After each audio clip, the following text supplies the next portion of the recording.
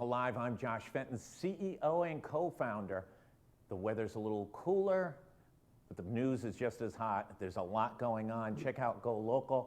The super interesting story about a Boston-based company that's making sea gliders. Yep, that's right, sea gliders that may be establishing as many as 600 jobs in Rhode Island over the next few years. Take a look at that story. It's wildly interesting and wildly encouraging for the future of the Rhode Island economy. But my favorite part of the week, it's Mutton Chase time.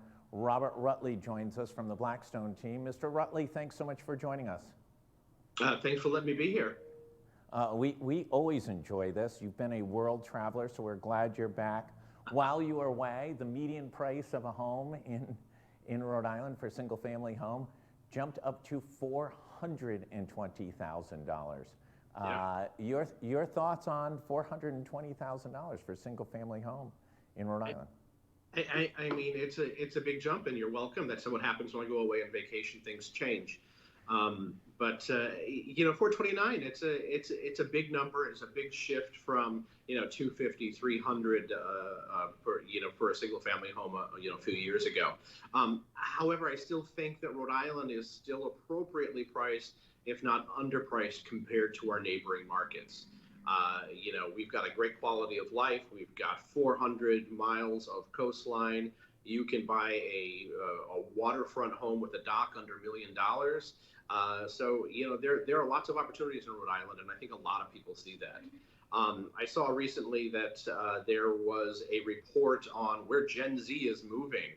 And they're not looking to big cities. They're looking to smaller cities that have a good value and great culture and arts. And Providence is number 20 on that list. So I still think that there's a lot of demand, and I think the prices could go higher. Probably not by much because of inflation and our us trying to curb the inflation a little bit. But listen, a lot of indicators. Mutton Chase has a lot. We featured it on Saturday. It's on Freeman Parkway. This is a lot. There's no building on it, and the asking price for 12,000 square feet is $1.1 million. Take that number, I understand it's anecdotal, couple it with that $420,000 price for a single family home. Are we at the top of the market that we've been wondering about for the last couple of years? I mean, my opinion is that we've already passed the top of the market, and I think that was probably about a month and a half ago. So, I let all my clients know that, hey, this is the top of the market. This is where we're at. Your home is worth the most that it's going to be in this real estate cycle. Real estate cycle is about 12 to 13 years. So I think we're now looking at a little bit of slowness coming in. And part of that is because summer is coming and we're turning into a seasonal cycle of real estate again. People are home with their kids. They're going to go on vacations. They will, that's just what summer is for. They're going to spend time at the beach on Sunday. They're not going to open houses. But another big part of that is interest rates are going up. So, people that are not heavily financially qualified or do not have the best credit are perhaps going to have a little more of a challenging time to purchase a property at their original price point. So, they could be originally qualified for a $600,000 house, and maybe they're looking at something in the high fours instead. Larry Summers, former Secretary of Treasury, former Harvard president, who's been predicting this sort of superinflation for a long period of time, was on Market Watch or CNN or something this morning at some ungodly hour that I was watching. And he says interest rates may go up another 3 full percentage points. Is that realistic? I mean, who are we to argue with the former Secretary of Treasury? But that seems awfully aggressive by the Fed and awfully stifling to the economy, maybe putting the country into not just anti-inflationary strategy, but also into a massive recession with interest rates at 8, 9, 10%.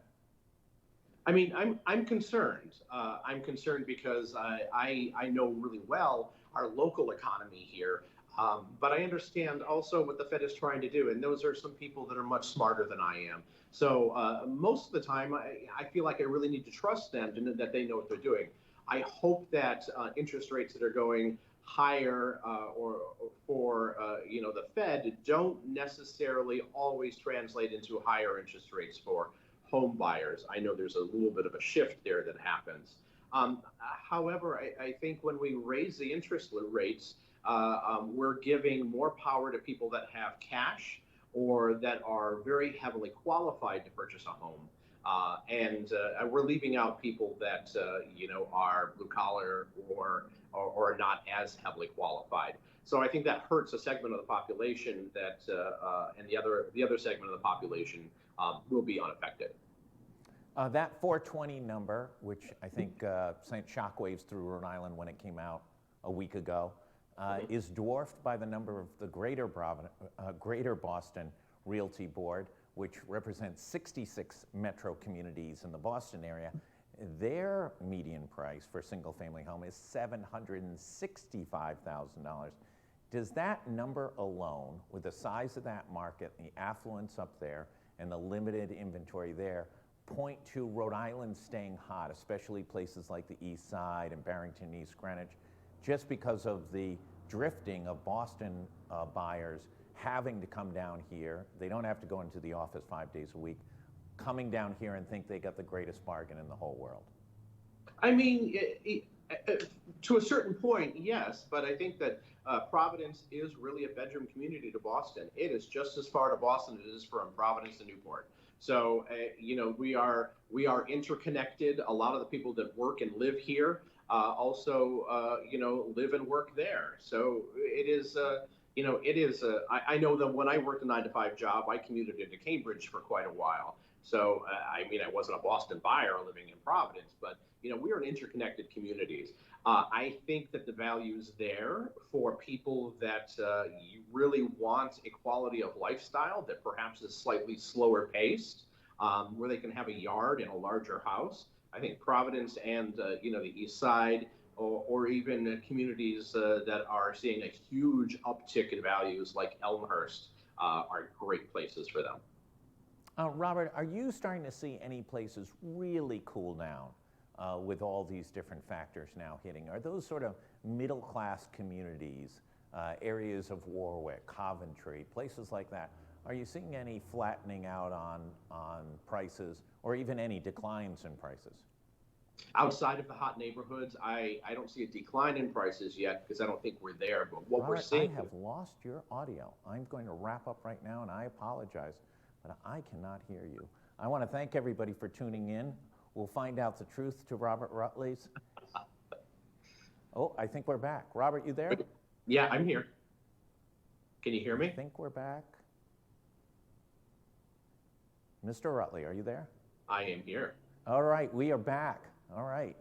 Whatever audio, whoever was trying to attack your audio has now given up. Those Russian bots are done. Yeah. My question to you was on pricing relative to some of the suburban communities, more moderate priced homes. Are you seeing any flattening of the cost increases and potentially any decline?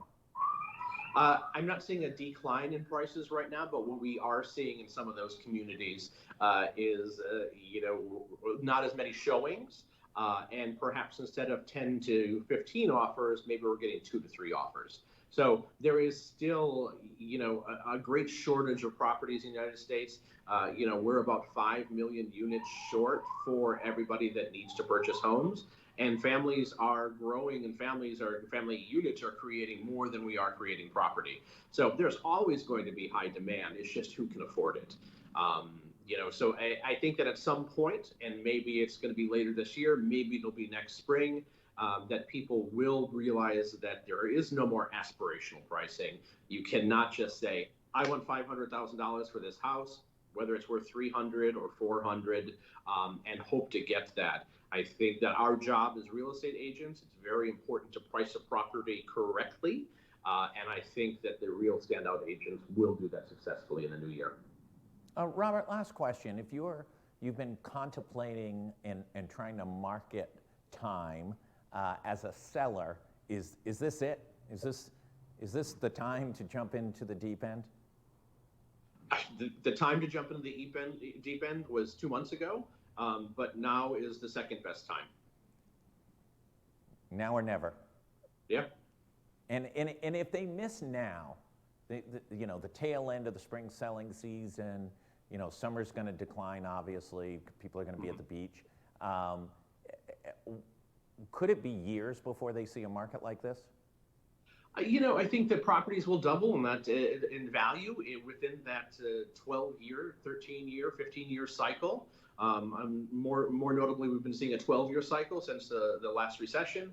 But I think that property values will increase quite a bit. Now, it's not to say that even if we have a recession that your property values are going to dip. I think there's going to be a lot less growth and a lot less interest. So who represents you absolutely matters. You can't just, you know, throw photos on and grab a new agent that happens to be your cousin or your uncle's best friend and hope to get the best success. There are professionals out there. Besides me, there are hundreds of fantastic agents in the greater Providence area that can do really good work for somebody. But yeah, the time for inexperienced and aspirational pricing is over. So. Buckle up, Buttercup. Yeah. All right, Robert Rutley, Mutton Chase, Sotheby International. Always appreciate your insights. For everybody, stay tuned for much more. As we've been reporting, a lot going on in the State House, a lot going over at Commerce RI. I believe the full Commerce Board will be voting on those 600 job tax credits for qualified individuals tied to this Sea Glider company called Regent out of Boston. I believe that meeting is today at 4 o'clock. The governor chairs the Commerce Board. We'll have a lot more on that. And if you haven't gotten your booster shot, do it. This virus is not let up at all. People are getting sick across the state.